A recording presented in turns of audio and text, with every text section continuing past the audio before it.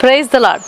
అనుదినం దేవునితో అనే కార్యక్రమం చూస్తున్న మీ అందరికీ మన ప్రభువైన రక్షకుడైన యేసుక్రీస్తు ఘనమైన నామములో వందనాలు.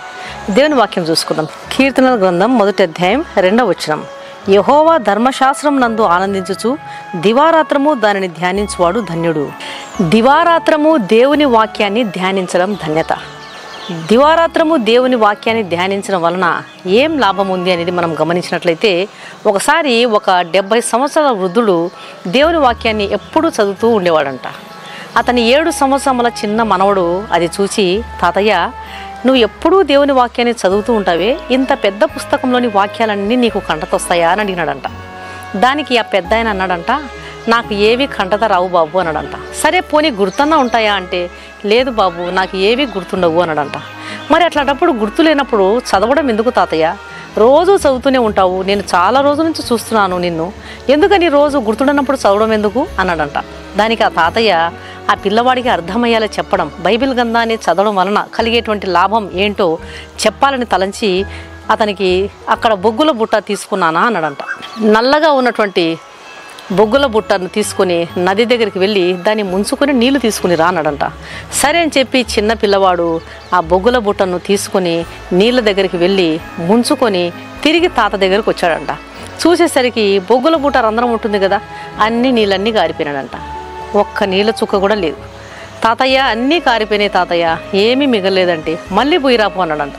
సరే అని చెప్పేసి మళ్ళీ పోయి ఆ బాపు బొగ్గుల బుట్ట తీసుకొని నీళ్ళలో ముంచి తీసుకొని వస్తున్నాడంట. మళ్ళీ కారిపోయినాయంట. మళ్ళీ పోయి రాపోనాడట్లా. అట్లా దాదాపుగా ఒక 4, 5, 6 సార్లు ఆ చిన్న పిల్లవాడు నది దగ్గరికి వెళ్ళడం, బొగ్గుల బుట్ట నీళ్ళలో ముంచడం, మళ్ళీ తీసుకుని రావడం చూస్తూ ఇలాగే దాదాపుగా చేశాడంట. తర్వాత అన్నాడంట, ఎన్నిసార్లు నేను నది దగ్గరికి వెళ్ళి నీళ్లు తీసుకొని వచ్చినా ఒక్క చుక్క కూడా నీళ్లు మిగలటం లేదు అని చెప్పి చాలా బాధపడ్డాడంట. సరే కానీ నాయనా, ఒకసారి నీ బొగ్గుల బుట్ట వైపు చూడు అన్నాడంట.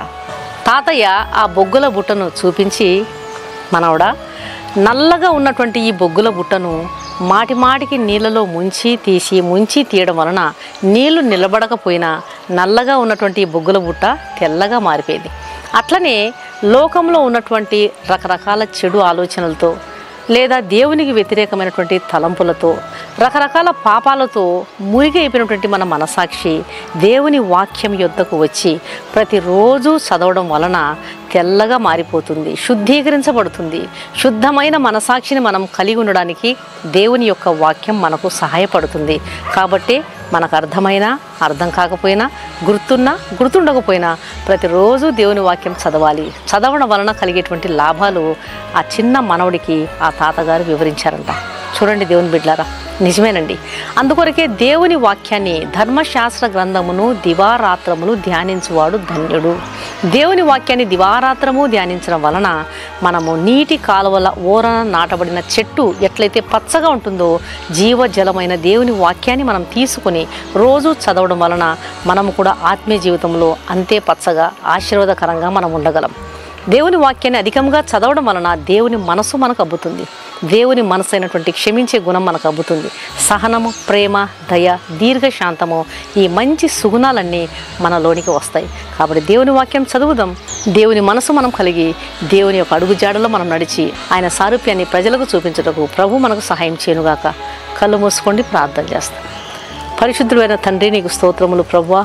ఈ వాక్యం అర్థమైనా అర్థం కాకపోయినా, గుర్తు లేకపోయినా దేవుని యొక్క వాక్యాన్ని మేము అధికముగా చదవడం వలన మనసు ఎట్లా శుద్ధీకరించబడుతుంది, ఆలోచనలు ఎట్లా శుద్ధీకరించబడతాయి, ఏ రీతిగా మీ మనస్సును, మీ ఆలోచనను తండ్రి మేము మీ స్వభావాన్ని ధరించుకుని నడవగలమనేది మీరు చెప్తా ఉన్నారు. కాబట్టి నీకు స్తోత్రం చెల్లిస్తున్నాం, స్తుతులు చెల్లిస్తున్నాం. నీవు ఇచ్చిన వాక్యాన్ని బట్టి నీకు వందనాలు నాయన. మా బాధలలో, వేదనలో నెమ్మదినిచ్చేది నీ వాక్యం. అధికముగా నీ వాక్యం చదవడానికి సహాయం చేయండి నా తండ్రి. మీరే కరుణించి మాలో కార్యం జరిగించమని యేసు నామమున అడిగి వేడుకుంటున్నాను తండ్రి, ఆమేన్. ఈ వాక్యం విన్న ప్రియ దేవుని బిడ్డలారా, దయచేసి దేవుని వాక్యాన్ని అనేకులు విని మేలు పొందే విధంగా దేవుని వాక్యానికి అనేకులు షేర్ చేయండి. దేవుని యొక్క వాక్యము విన్న మీలో ఇంకా రక్షించబడని వారు ఎవరైనా ఉన్నట్లయితే దయచేసి క్రీస్తు ప్రభువుకు మీ యొక్క హృదయాన్ని అర్పగించండి. కలువరి శిలువలో ఆయన నీ పాపముల కొరకు, నీ దోషముల కొరకు కలువరి శిలువలో ఆయన బలియాగమైపోయినాడు. కాబట్టి ఆయన రక్తంలో కడుగుబడితేనే పాపికి పాప క్షమాపణ, నిత్య జీవము, పరలోక రాజ్యంలో స్థానము దొరుకుతుంది. ఆయన ఇచ్చే ఉచితమైన రక్షణను స్వీకరించండి. ఆయన ఇచ్చేటువంటి రక్షణ భాగ్యమును చేత పట్టుకొని ఆయన రాజ్యంలో వారసులుగా ఉండాలనేది దేవుని యొక్క సంకల్పం. ఆయన వాగ్దానాన్ని స్వతంత్రించుకుందాం. ఆయన ఇచ్చే రక్షణను స్వీకరిస్తాం. దేవుడు మీ ఆత్మలను రక్షించునుగాక. God bless you.